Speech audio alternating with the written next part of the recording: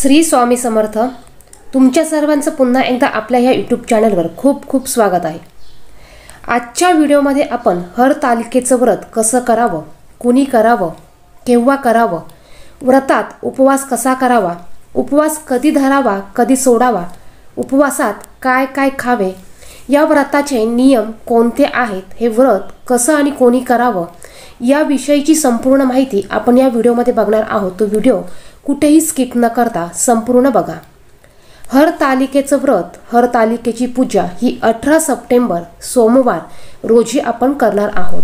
देवी पार्वतीची कठोर तपश्चर्या पाहून भगवान शंकर खूप प्रसन्न झाले। त्यांनी देवी पार्वतीला दर्शन दिले। तेव्हा भगवान शंकराने तिला पत्नी म्हणून स्वीकारले। तेव्हापासून जगभरातील अविवाहित मुली आणि विवाहित स्त्रिया आपल्या पतीच्या दीर्घायुष्यासाठी आणि इच्छित वर मिळविण्यासाठी दरवर्षी हरतालिका व्रत करू लागल्या। ज्या मुलींचे विवाह जुळत नसेल अशा मुलींनी, अशा अविवाहित मुलींनी या हरतालिकी व्रतेची पूजा आणि उपवास हा आवर्जून करावा। हरतालिकेचं व्रत आणि पूजा ही स्त्रिया, अविवाहित मुली, त्याचबरोबर विधवा महिला देखील करू शकतात।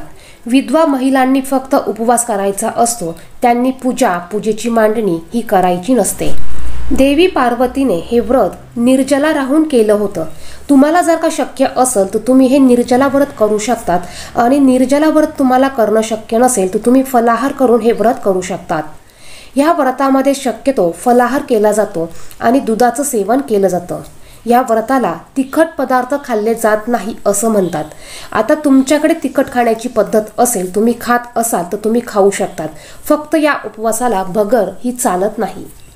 या उपवासामध्ये तुम्ही सकाळी फलाहार करू शकतात। हा उपवास आपल्याला सकाळी आणि संध्याकाळी दोन्ही टायमाला करायचा असतो आणि दुसऱ्या दिवशी आपल्याला उत्तर पूजा करून हा उपवास सोडायचा असतो।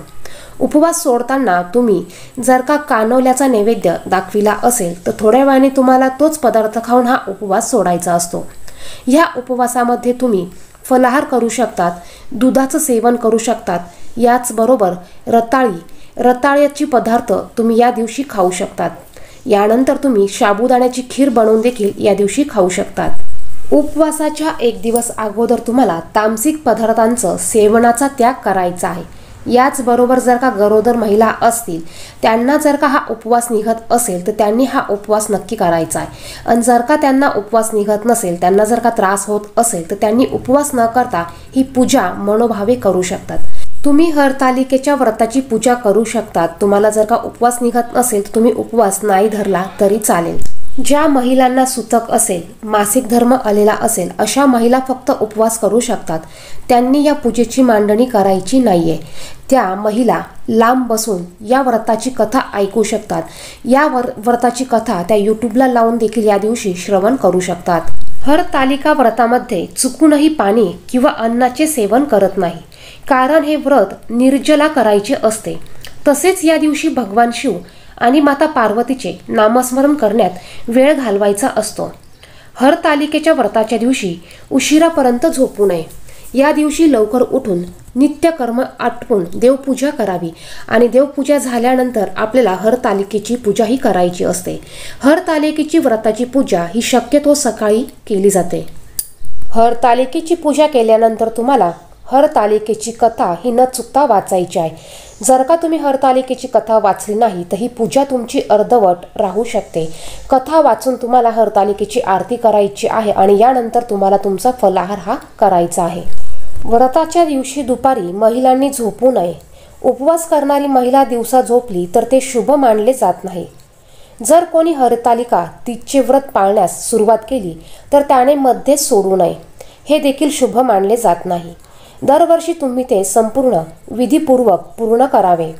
हरतालिका तीज व्रताच्या वेळी व्रत करणाऱ्याने आपल्या रागावर नियंत्रण ठेवणे आवश्यक आहे आणि स्वतःवर नियंत्रण ठेवणे अत्यंत आवश्यक आहे। या दिवशी कोणत्याही प्रकारे वाद घालू नये।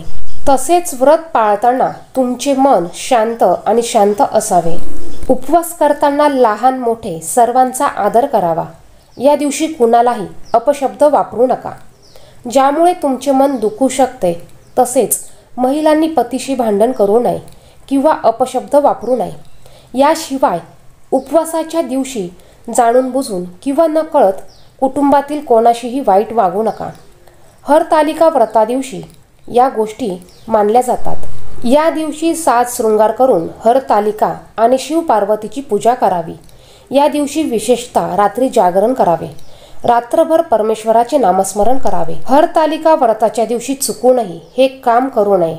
या दिवशी महिलांनी चुकूनही काळे कपडे घालू नये. पूजेमध्ये काळे कपडे घालणे चांगले मानले जात नाही. निर्जली उपवास करणाऱ्या महिलांनी या दिवशी चुकूनही पाणी पिऊ नये. गर्भवती महिला आणि आजारी महिलांसाठी हा नियम मानला जात नाही. उपवास करणाऱ्या महिलांनी या दिवशी झोपू नये. स्त्रियांनी झोपण्याऐवजी या दिवशी भजन आणि कीर्तनावर लक्ष केंद्रित केले पाहिजे. महिला पतीच्या दीर्घायुष्यासाठी हे व्रत करतात, म्हणून या दिवशी नवऱ्याशी कोणत्याही गोष्टीसाठी कधीही खोटे बोलू नये. उपासनेशी संबंधित काम करण्यासाठी निसर्गाला कोणत्याही प्रकारे हानी पोहोचवू नये. या पूजेच्या ठिकाणी या दिवशी अखंड दिवा लावावा, म्हणजे दिवा हा दिवसभर जळत राहील याची काळजी घ्यावी. ही पूजा करताना सर्वात अगोदर आपल्याला श्री गणेशाची पूजा करायची आहे. जेव्हा आपण श्री गणेशाची पूजा करतो तेव्हा ते काम आपलं बिना अडथळे पूर्ण होतं असं म्हणतात. या नियमांचे जर का आपण पालन केले तर आपल्या घरातील वातावरण हे भक्तिमय होतं. तर या पद्धतीने आपल्याला या नियमांचे पालन करायचे आहेत.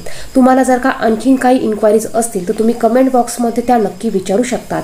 याचबरोबर हरतालिकेची पूजा कशी करायची अगदी साध्या आणि सोप्या पद्धतीने याचा व्हिडिओ आपल्या चॅनलवर आहे, तो तुम्ही पाहू शकता. त्याची लिंक मी तुम्हाला डिस्क्रिप्शन बॉक्समध्ये देते, तुम्ही तो व्हिडिओ पाहू शकतात.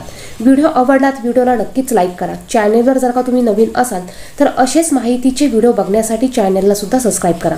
धन्यवाद. श्री स्वामी समर्थ.